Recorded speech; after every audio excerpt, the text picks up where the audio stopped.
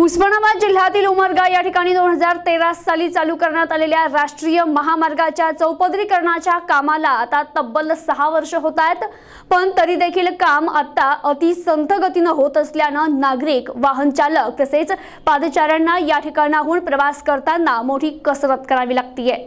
उमरगा तालुक्यातून आणि शहरातून जाणाऱ्या राष्ट्रीय महामार्ग 9च्या चौपदरीकरणाच्या कामाला 2013 मध्ये मंजुरी भेटली होती। संबंधित काम सोलापूरचे टोलवेज प्रायव्हेट लिमिटेड या कंपनीला देण्यात आलं होतं आणि 2 वर्षात काम पूर्ण करण्याची अट होती, पण या कंपनीने हे चौपदरीकरणाचं काम दुसऱ्या एका उपकंपनीला सोपवलं आणि जमीन संपादनापासून कामाला प्रारंभ झाला।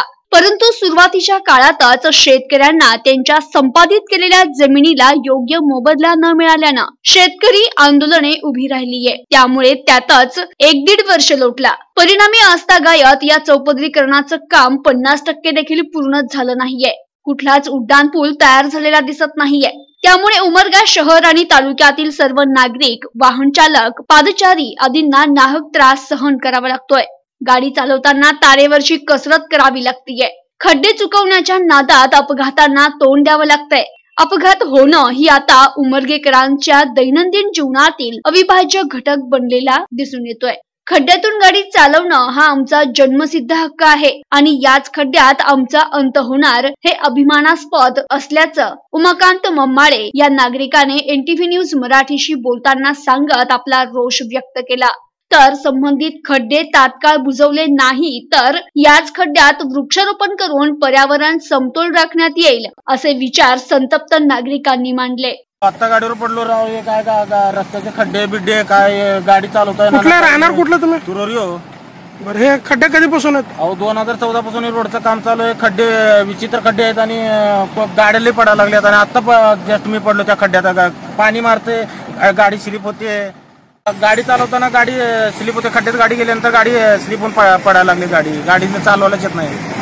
गावातले किती जण पडले असतील? गावातले भरपूर जण पडलेत। आता एक चिचकूट 2 जण आहेत आणि चिचकूटचे जवळपास 7-8 जण पडलेत आणि एकाचं तर तोंडात सळ्या वगैरे जाऊन प्लास्टिक सर्जरी करावी लागली। त्याला जवळपास 7-8 लाख रुपये खर्च आलाय आणि गावातले लेडीज वगैरे भरपूर पडलेत।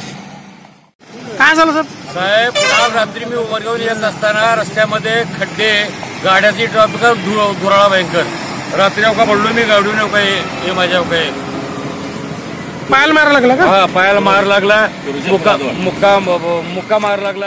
मार्गाचं काम 2014 पासून चालू झालेलं आहे, पण हे रस्त्याचं काम चालू झालंय का हे रस्त्याची माणसाची मानसिकतेची मजा करतात हे समजत नाही।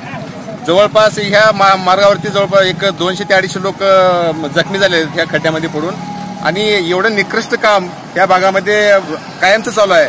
अधिकाऱ्याला नागरिकांनी बऱ्याच वेळा गावच्या सरपंचांनी नागरिकांनी त्यांना संपर्क साधून त्या निकृष्ट कामाबद्दल काहीतरी योजना करा असं सांगून सुद्धा नागरिक म्हणा किंवा इथलं हे रस्त्याचं प्रशासन बिलकुल याची दखल घेत नाही। मला असं म्हणायचं की ह्या रस्त्याच्या ह्याच्यामध्ये पायामध्ये एखादी बळी गेल्याशिवाय ह्या प्रशासनाला जाग येणार नाही का, असं मला एक प्रश्न पडलेला आहे।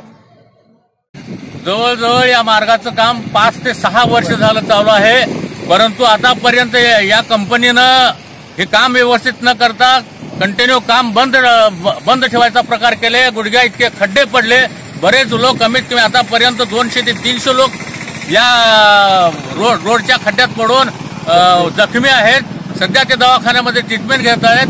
कालचीच गोष्ट सांगतो मी तुम्हाला की इथं एक महिला डिलिव्हरीसाठी जात असताना मोटरसायकलीवरून खाली पडली आणि ती इथंच डिलिव्हरी झाली। इतकी भयानक वाईट अवस्था या रोडची झालेली आहे आणि ह्याला पूर्ण जबाबदार ही कंपनी आहे। कंपनीला विनंती आहे की त्याने तात्काळ हा रोड पूर्ण करून तात्काळ व्यवस्थित करून जनतेला सोयीस्कर असा रस्ता करून द्यावं, एवढी आमची गाववाल्याची पूर्ण ग्रामस्थांची एक नागरिक म्हणून माझी सुद्धा। प्रतिनिधी सचिन बिद्री, NTV न्यूज मराठी, उमरगा, उस्मानाबाद।